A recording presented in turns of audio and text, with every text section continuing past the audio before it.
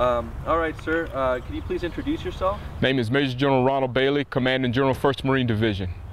And what's your hometown? My hometown is St. Augustine, Florida, the nation's oldest city. And can you please give me one, newspaper that would cover your area when you were growing up? The one newspaper to cover my area was the St. Augustine Record.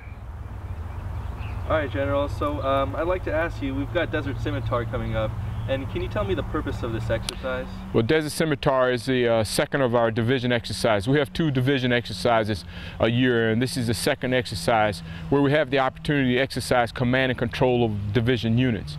The foundation of the exercise is centered around the 11th Marines Artillery Shoot. Twice a year, the 11th Marine goes to the field, and we build a division exercise on that operation. Why is it important to conduct such a large division size exercise? Well, it gives us an opportunity to get all of the division units involved, and what's significant about that is that we get the division main out to practice command and control. In addition to that, it gives us an opportunity to, one, practice our skill set in control and understanding how you integrate fire support and combined arms. So why is it important for you as the division commander and the division staff in general to master this command and control? And how do you have that balance between the initiative at the subordinate level and commanding them at the division? Well, the most important thing to know about the division is the ground combat element of the MEF. And as the ground combat element of the MEF, it's important that we get out and exercise those skill sets that will allow us to be a major part of the Marine Air Ground Task Force of 1st Marine Expeditionary Force. So when we have an exercise like Desert Scimitar, you take all of those different parts as you bring battalions, you bring the regiments together, and they're doing those things that we should be doing.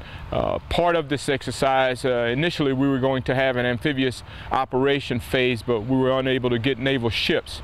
So from that, we're now developing our command and control combined arm aspect as we move towards Twentynine Palms. So it sounds like you're essentially reassuring the MEF that the division is ready to go.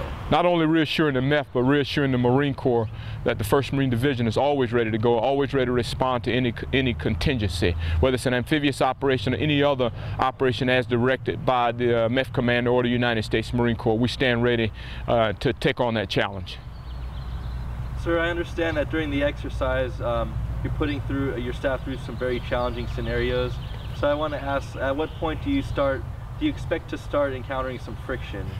Well, challenging may be part of it, but it's also giving them the opportunity to practice those things in the planning process that we should be practicing in terms of coordinating with their counterparts, coordinating up and down to ensure that those units that are in the field carrying out the mission are supported. But in addition to that, as we bring in new officers within the division, it gives them an opportunity to understand what's their role, what their part, and how it plays in being a successful for the division being successful and to have a successful operation.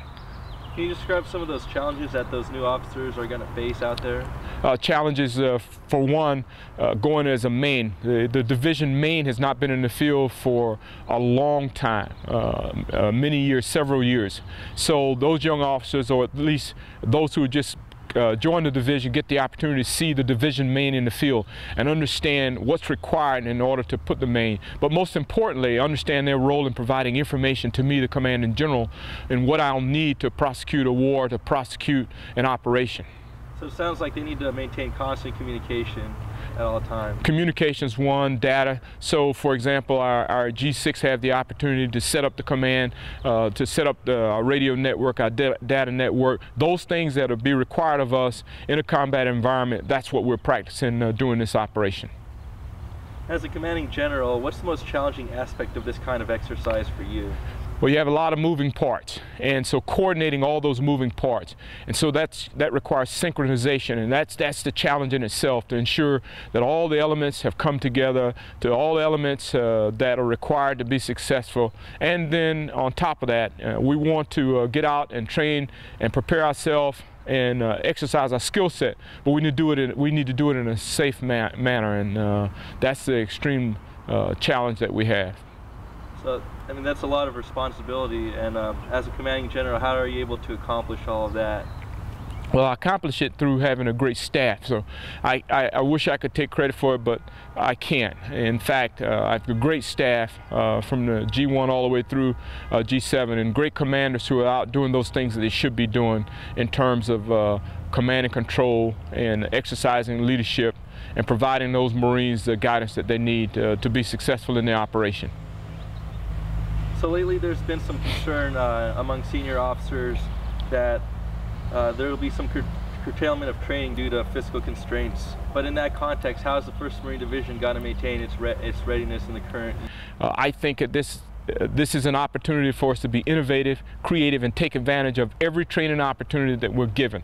And that's the important aspect of it that I like to pass on to the Marines and sailors of the division, is that when we have the opportunity to train, we take advantage of that time and make the most out of it in all that we do. But from a perspective of austere budgetary constraints, it requires us to be more innovative, more creative, and to think and to use what we have available to maximize the potential.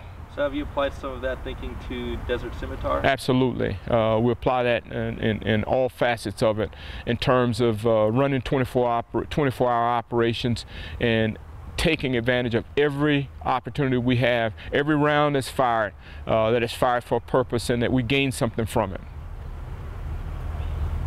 So what do exercises like Desert Scimitar mean for the readiness of the Marine Corps as a whole?